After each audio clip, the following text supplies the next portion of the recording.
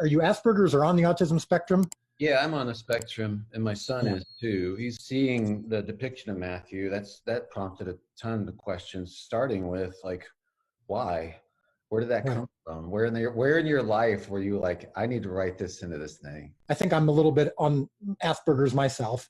When it came to doing this show, I just really thought it was plausible. I always use that word, plausible and valuable, to explore Jesus being funny and Jesus laughing at other people's jokes and Jesus dressing a wound and saying his prayers before bed. It's great to talk to you. So, do you ever weary of talking about this? Not really. Mostly because I know it's an important part of spreading the word about the show, but also because the story of how the show happened is such a great God story that I love telling it. And I love, we're still hearing every day from people whose lives have been impacted by the show and by the story of the show and my personal story of how it came together. It's been cool. So I can't wait to hear that. I want to start though with talking about Matthew. I don't know. Do you know anything about me at all? It's okay if you don't. No, I do know a little, and I love. When I first heard about you, and I checked out the podcast, and I love it, and I mean it kind of fits into my T-shirt that I'm wearing that says "Get used to different," which is a line from episode 7. But from what I understand, are you Asperger's or on the autism spectrum? Yeah, I'm on the spectrum, and my son is too. He's an intel officer in the military now, but seeing the depiction of Matthew, that prompted a ton of questions, starting with like, why? Where did that come from? Where in your life were you like, I need to write this into this thing? My first exposure with the special needs world was my mom's side of the family. If you ever went to one of our reunions, you being on the spectrum would probably fit right in, but we have everything. I mean, clearly there's a genetic disposition towards some sort of special needs issue, because in almost every single family on my mom's side, there's at least one person who's either autistic or full-on mentally handicapped in some way. And so I grew up with that a little bit in my extended family. My younger brother is clearly on the spectrum. A while ago, it wasn't really diagnosed much. Back in the 80s and stuff, people just struggled, and that was just what it was. Then my daughter, when my daughter was about 1.5 years old, she wasn't talking yet. I mean, she was barely talking, and so she was clearly delayed. We weren't sure what the issue was. And then I remember one day I took her to a wall puzzle that we had, and it was the letters of the alphabet. And I just wanted to kind of work with her a little bit. So I'm pointing out each of the letters of the alphabet. I would say A, B, C, D, have her repeat it. Did it like once or twice. And the very next day I took her back and I pointed to the first letter and she said A. And then she said B, and then I pointed to like a middle letter and she goes P. Like she had it totally memorized from the day before, even though we'd only done it once or twice. So I thought, okay, something unique is happening here, that she's clearly behind in so many other ways, but can memorize the alphabet at this age in just 1 or 2 tries. So my daughter is now 15 and she's autistic, but she's high functioning.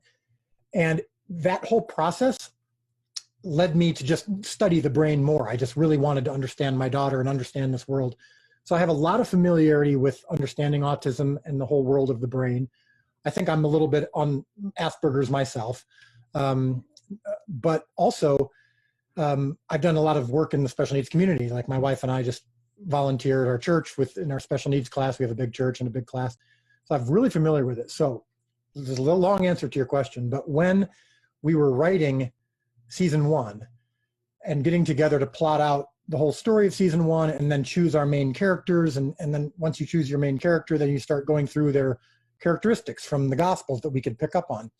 So we're listing Matthew and we're saying, okay, he's a numbers guy because he's a tax collector, an accountant type.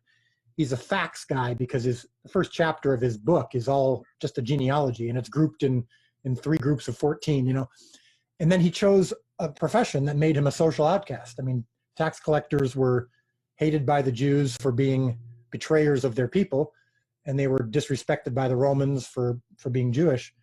And I just thought, oh, this is really interesting. What if he was on the spectrum? What if we actually could portray him as being on the spectrum and give him some of those qualities? Might not be factual, but it's certainly plausible. And we thought that would be really interesting. And it's never been done before, and certainly in a Bible show. And I thought it would be a really interesting way to connect the audience to him, make him really human. And I thought it was a great opportunity for people who are on the spectrum, or who know people on the spectrum, to see someone like that called by Jesus, and to see someone like that as part of this team, and to see their unique characteristics, which can be strengths and weaknesses, but there's so many strengths as well. And I wanted to show that. So that all of that went into the portrayal of Matthew. And then when we cast him, the actor and I just worked really hard to find little things that we could do that would be interesting, and then how the people around him reacted, we thought would be interesting. So I just thought it would be a really interesting and plausible thing to do in a Jesus show. It is. And I got to tell you, like, as jaded as I can be, like, towards Christian stuff, I know Jesus told stories so that we could see who we are in that story, you know. But I got to tell you, that's the first time I think I have ever seen myself in one of these characters, and it's genuinely moving to me. I know God loves me. I write books about this stuff or whatever, but it's genuinely moving to me to have Jesus react to him that way. Like, because I've always been hoping that would be the reaction, you know. Right. So anyway, it's really neat. It's beyond neat. Okay, so you said you tried to help the actor. Did he meet anybody? Did you have him? Because he nails a lot of the mannerisms that, I mean, I look at it and I'm like, well, that looks like stuff that my wife has helped me stop doing. You know? Right. So right.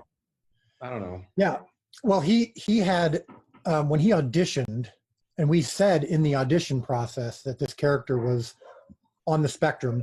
And so he had I don't quite remember if he had known someone or if he had auditioned. I think he had said he had auditioned for a part in the past that was Asperger's, and so he had looked into it a little bit. But he had a few ideas on his own. We talked about, I didn't tell him exactly what to do, but we talked about general things like self-soothing. You know, I said, like, a lot of autistic people or people on the spectrum, each one is different, but they all have their own things that their bodies do when they're stressed, or when something is different. Like if suddenly the path that they were on is suddenly changed, you'll see their fingers start to move. Or my daughter, with her, it's her feet.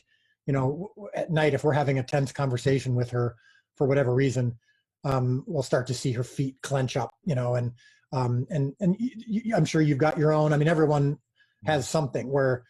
So we thought it would be interesting if his handkerchief was kind of his security blanket. And then you'll see in scenes when he starts to get intense for whatever reason, we might show a shot of his hands and they're gripping the handkerchief. But just, I gave him kind of an overall foundation, and then he would sometimes come up with different ideas. And then even in each scene, he would say, do you think this would be a good opportunity to do this, or to grab my tablet, to get more, to have my voice start to rise a little bit. And so we just thought it was a really fascinating thing to explore. And I think one of the things you mentioned just now, you talked about how Jesus reacted to Matthew, which of course was interesting, but we thought it was also interesting to see how the enemy reacted to Matthew. You see the scenes with Quintus, who's the chief Roman, who's the bad guy. And we just thought it'd be really interesting if he was really intrigued by Matthew and actually really liked him, and saw a guy who had the way his mind worked, or as Quintus calls it, his machine, could be really useful.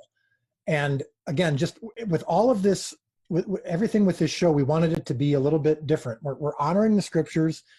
We don't have some agenda, but we want to come at these stories from a different angle. And I thought having the bad guy like Matthew more than the disciples do, I thought was a really interesting thing to explore. And in season 2, we're going to explore that even more, of now that Matthew's on the team and the disciples are dealing with having a tax collector in their midst. How are they going to react? And I think they're not going to react very well. And I think that's something interesting to explore for the viewer, is how do I react to people who are different than me or who made different choices than I did? And how is Matthew going to react when he really does come to grips with what he did, which is he did betray his people in many ways. And maybe the way his mind worked allowed him to do that without thinking through the social consequences. But perhaps that can be helpful to people who aren't as socially adept, to think through that sometimes. I mean, you've had to deal with that, I'm sure, as you mentioned, as a married man. Yeah. And honestly, when I was watching the scene with Quintus, I'd just gone through some negotiating stuff, and I'm the worst negotiator. Because they ask me, what do you need? And I'm like, this and that. Right. And I don't understand what's happening. I don't understand why we can't why is that a threat? Or why is it? And I get amusement. Right. So I recognize that. I thought that's a really realistic way. I mean, we're all a mixed bag, right? So it's not, the guy's not always going to be like, right. He could be like, this guy's intriguing. It was very well done. Let me ask you to shift off Matthew a little bit. I could talk to you about that all day, but sure. Who helped you? Like, what authors have you read, or who's been the most instructive to help you understand who Jesus is? Well, honestly, when you read the Gospels, you try to pick up on, I think everybody does when they read the Gospels, they try to pick up on the subtext. Right. Now, ironically enough, speaking of subtext, that's the thing that guys like you and especially, but even me to some extent, struggle with, is reading in between the lines. But that's something that I've always been really fascinated with, is, even as a kid, I would tell stories, or when we would be hearing Bible stories, I was the one always kind of making jokes about what Jesus might have been like in addition to those stories, or in between the things that he said, imagining him as a real human being. Mm-hmm. So there's been, I honestly can't think of too many books right off the top of my head that have informed that. I think I've just always had a passion to get past the pious, overly reverent perspective on Jesus. When I walk into a Catholic church, for example, I'm an evangelical, I'm not a Catholic, but when I walk into a Catholic church, I have mixed feelings, because on one hand, as an artist, I love the beauty of the buildings and the paintings. But as a human, I don't love the portrayal of Jesus as this seemingly distant, pious figure. There's oftentimes a halo around his head or something glowing. I've always wanted to get past all that and go to the human. And same thing with his followers. So when it came to doing this show, I just really thought it was plausible. I always use that word, plausible and valuable, to explore Jesus being funny, and Jesus laughing at other people's jokes, and Jesus dressing a wound and saying his prayers before bed, making food. I've always been fascinated by that. And I think in all of my art, all of the movies I've made over the last 20 years, I've always tried to get to the natural, to the human, to the authentic. I don't love melodrama. I don't love unearned moments, like moments of emotion that weren't properly set up. So I really think that when you know Jesus and you study Jesus in the Gospels, and you also know humanity, human beings, Jesus better. I know that's a weird thing to say, but Jesus was a human being. He just didn't sin like we did, but he was clear that he was tempted the same way we were. He experienced pain the same way we did. And I just thought, I can't relate to the God part of Jesus, but I can relate to the human part. And let's just really explore that and dive in as deep to that as possible. And ironically enough, that's been what most people have most responded to with the show, and has caused them to want to worship Jesus even more. They believe his divine is even more powerful because of what they're seeing in the humanity. I feel that way about thinking, what is God like? Like people will deconstruct their faith or whatever. And I'm like, I don't know where else to go.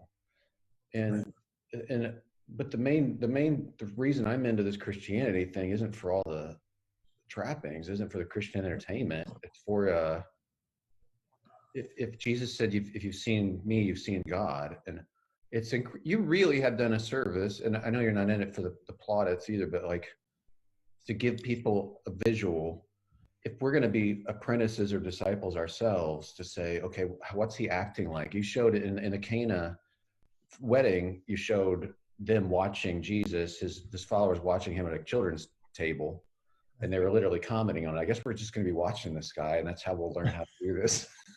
Right. But you know what? You're providing that in a way. I mean, it's your interpretation, and it really is. It's not a cartoon, and I think it's beautiful. Yeah, it's not we're trying to make it so it doesn't feel like a presentation, a formal presentation of the gospel words. We're trying to get you there, we're trying to have you feel, because I believe if you can see Jesus through the eyes of those who actually met him, you could perhaps be impacted in the same way that they were. And so if Jesus can intrude into Mary Magdalene's life and be the solution to her sin problem, then he can be the solution to yours. And you might not be able to relate to Mary Magdalene, but you can relate to Matthew. And there are other people who can relate to Simon. And so we're just trying to get you there as directly as possible. That is clear. I feel like there's something for everybody there, and you can actually understand in a more three-dimensional way why anybody would follow him in the first place. Right. So many people have said that. Yeah. That's one of the affecting things to me about it too, is that you're not, here's what I feel like, not to offer a big critique of all Christian entertainment, but they always tell me stuff. They're always, it's words. It's just a blizzard of words. And then when I watch really good shows that aren't Christian, really well-crafted shows, they're showing me things. Like they respect my intelligence enough that I can pick up on it without them doing a didactic explanation. So that's clearly something you were sensitive to, right? Well, I think because when people ask me what are some of your influences, I hate to say this, but I can't think of any that were faith-based movies or shows that were influences. I've seen some great faith-based content. I don't critique it all, and I've made a lot of faith-based content. So and some of it I'm proud of. So I don't think it's all bad, but I do try to, as much as possible, immerse myself in the best storytelling ever, and I believe that will make me a better storyteller. And this show came out of I was making a short film for my church's Christmas Eve service, and about the birth of Christ from the perspective of the shepherds. And while I was doing it, I was also binge watching a lot of shows with my wife. And one of my favorite shows of all time is Friday Night Lights. And that was a show that I was watching at the time. And I was also watching The Wire.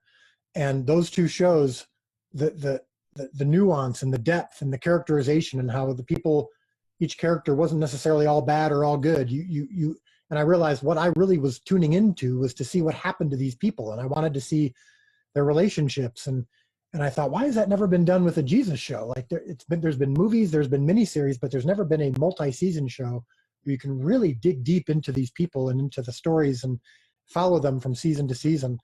And that when you have that kind of time to develop the story, you don't have to skip steps and just tell people what happened, like you said. You can just let it develop. And the scene in episode 7 between Nicodemus and Jesus, where he finally meets Jesus, and that's from John chapter 3, the most famous chapter in the Bible. Well, in the Bible, that just kind of comes out of nowhere. It just is by itself. You don't really know much of the context. But in our show, it doesn't happen until episode 7. We take our time to show you what Nicodemus is going through and what would cause him to maybe be open-minded to the fact that Jesus is the Son of God, when most of his colleagues would never believe that. And that's the beauty of a multi-season show. You have the time to develop that. Well, I want to hear the story about the genesis of the whole idea, but a couple other things too. Like, what reactions are you getting? I don't know where the actors are coming from. I guess you hire a casting company and you go from there. Um, I don't know how all that works. I don't need to, but I am curious about, this has to be an extended rumination for them and you on Jesus himself. This Yeah. has to be. There's no way you can't. This has to be an extended, like almost meditative study, whether you wanted it or not. And I'm curious, and we don't know, you don't have to speak to where everybody is in their spiritual lives, who knows, but what comments or things have been said that you've picked up from people just involved with the staffing of this? So the majority of the actors on the show are not believers, or at least I don't know if I'd say the majority, but a good chunk of them. Some of them had no context much at all about who Jesus was, or don't know much of the Bible. Others had maybe grown up in a faith tradition like Greek Orthodox or Catholic, but hadn't really known much of the story or the Gospels, or had kind of maybe fallen away from that a little bit. Mm-hmm. Everybody has at one point said to me some form of, "This is really interesting. I didn't know this," or "It's been really fascinating to learn more about these people."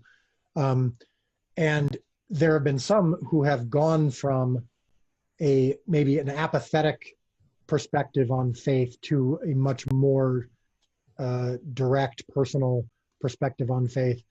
And so for sure, this has, like you said, it has caused a lot of just study, a lot of thought. A lot of times we have actors who will be in a scene with Jonathan, who plays Jesus, and it's a scene from Scripture.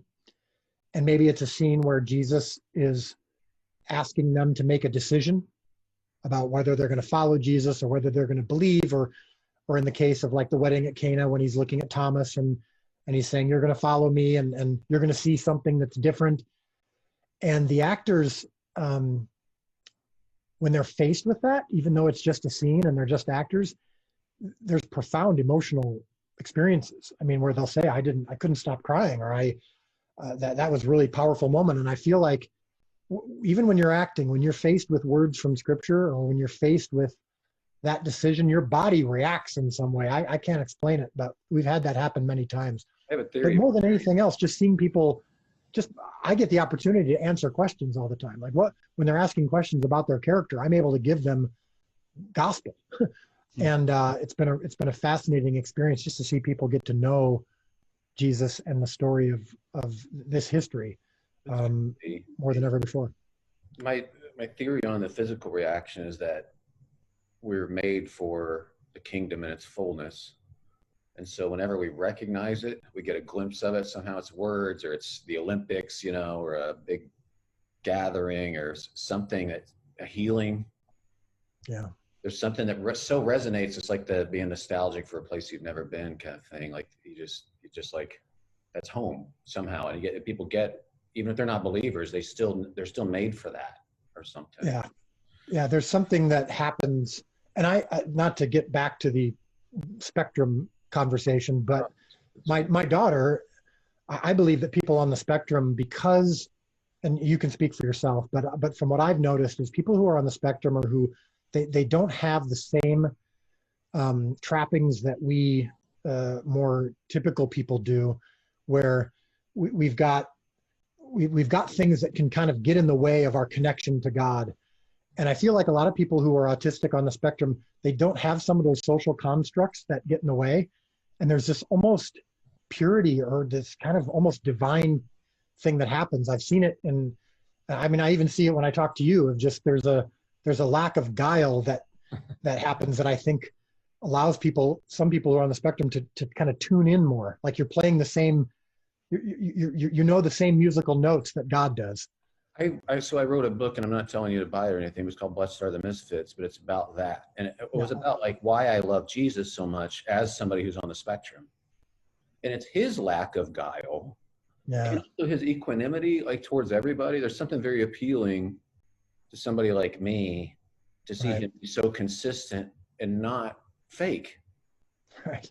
Like he doesn't change his tune it's so refreshing. I've told people, like, I go back to the Gospels at night just because he's the only person that makes any sense. Right. So go ahead and tell us about how the show actually happened. I heard a little bit about this, but I'd love to hear more. Well, in January 20th of 2017, I won't ever forget it because it changed my life, but also it was Inauguration Day. And it was the day that my feature film released to theaters. It was a movie called The Resurrection of Gavin Stone, and this was the culmination of several years of me reaching my goal in my career. I had arrived. I've been making movies for about 15 years, and very long story short, a short film that I had made got in the hands of one of the biggest producers in Hollywood, and they partnered with other big companies in Hollywood that and wanted to make my movie, The Resurrection of Gavin Stone, which is a on-the-nose, faith-based movie set in a church. And I had been working at a church for a couple of years, trying to get movies going. It was kind of one of these weird things. I'd been in LA making movies for 10 years, and then this church hired me to make movies here in Chicago. And so the Hollywood, several big production companies were putting up the money, putting up the production resources, and I was able to make the movie that I wanted to make. And it was so amazing. And they loved the movie. It had tested bigger and better than any movie that they had done themselves with test audiences. And they wanted to do future movies with me. So I had my future over the next 10 years was set. I had 5 movies lined up, for the next 10 years. And then the Resurrection of Gavin Stone debuted in theaters on January 20th, and it was a complete bomb. I mean, you can tell right away, right in the first few hours. And so in 3 hours, I went from being a director with a very bright future to being a director with no future, because all these companies were like, oh, I guess we don't know the faith-based world. We're going to go back to doing what we do best. And I was home alone with my wife, just crying and praying on a Friday afternoon. We were so confused because God had seemed like he was so present during this whole process. And so now that it failed, the natural conclusion is, well, I guess God wasn't part of that process because God's not the author of chaos and failure. And so clearly we missed the boat. Clearly we were wrong. And while we were kind of thinking through things and praying and confused, God laid it so powerfully on my wife's heart, almost as clearly as though he said it audibly, the story of the feeding of the 5,000. And also this phrase, I do impossible math. And she didn't know what that meant. And you never know, of course, whether it's God speaking to you or not, but it just felt written on her heart. I do impossible math. So we went and read the feeding of the 5,000 story in the Gospels again, and we'd heard it hundreds of times, but we noticed a few things that we hadn't noticed before. And one of them was that when the disciples came to Jesus and said, these people are so hungry, we need to send them home and to get food. And Jesus said, no, they're actually so hungry. If we send them home, they're going to faint along the way. They're that hungry. So it wasn't a surprise to Jesus. And in fact, depending on your theology, it was his fault. You can say he either allowed it to happen or he was responsible for it to happen. But he was, in my theology, I kind of believe he was responsible for making them hungry. He was responsible for the hunger that necessitated the miracle. He had been talking for 3 days and they had been listening to him, and now they're starving. And so we thought, well, that's interesting. He did know what was there. And so maybe God's, excuse me,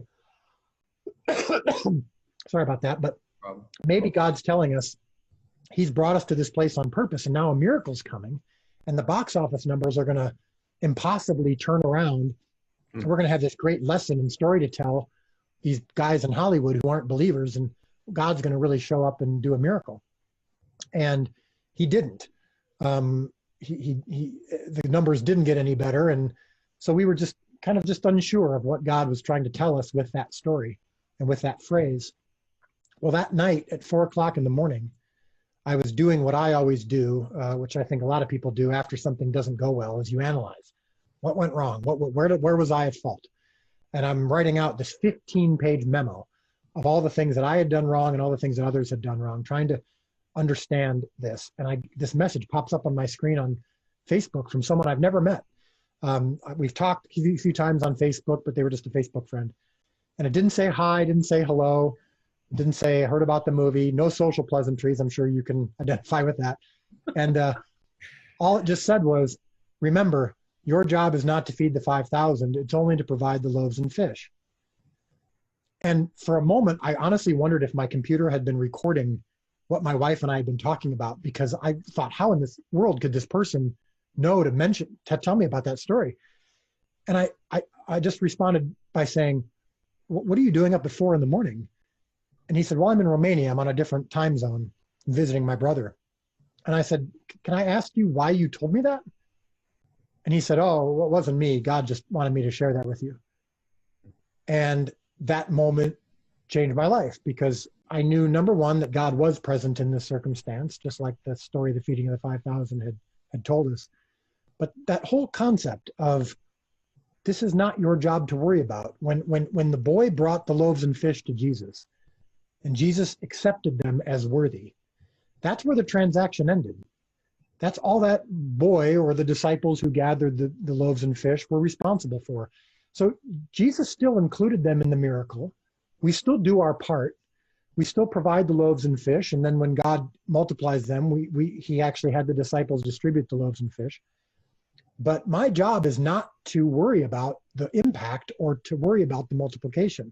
It's just make sure that whatever loaves and fish I do provide are as good and healthy as they can be. So I should work to become a better baker and a better fisherman. I know that sounds cheesy, but to make sure that I'm ready with what God wants from me. But that's all I'm responsible for. And so that's what led me to be open-minded to just doing what came next, which was a short film for my church's Christmas Eve service about the birth of Christ. It felt like a step down from doing a major Hollywood movie, but it's like, look, loaves and fish, it's not my job to worry about whether it's big or small. And then the same thing when I had the idea for the multi-season show, and our streaming partners came and loved the idea and were excited about it. And I got excited, and then they told me they wanted to raise the money through crowdfunding. And I got depressed because I thought, that never works. Crowdfunding's for small projects, and that usually doesn't even work. And the all-time crowdfunding record was $5.7 million from projects that had big fan bases already, and we were starting from scratch, and my last movie was a failure. And again, long story short, when that short film that I did on my friend's farm here in Illinois ended up launching the crowdfund and the investment opportunity for this show, and 19,000 people around the world ended up investing over $10 million, shattering the all-time crowdfunding record, which made no sense.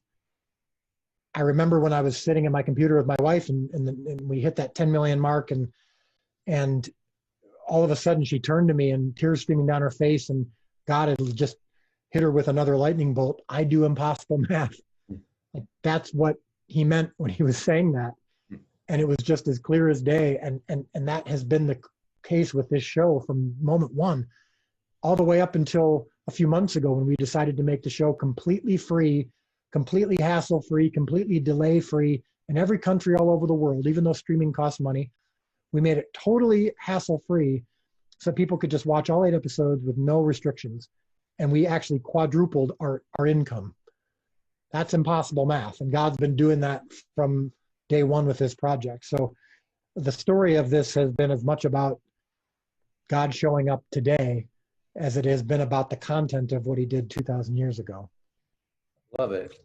I love how he takes our plans and like he can do things so that it's clear that we're not that awesome, but he is. Like, so I'm excited about the future. I can't wait to watch next seasons and stuff. And I know you still need funding and investment, and so I encourage people to do that. But I'm amped about being invested in the characters when it comes time for the end of Jesus' earthly ministry. Like, see them walk away, that's gonna hurt, and I'm really looking forward to that. So you're one of the few. Most people are saying they're starting to think about it just like you are. And they're already getting emotional, going, oh my goodness, now that I know these people. And that was the whole point of the show. We started from the end and worked our way backwards because we wanted that moment to be as painful as possible. Yeah. But then, of course, the joy to be as joyous as possible. Totally. But then it's like, I think the people who are dreading it we're looking at it the same way. It's just like, I want to be invested.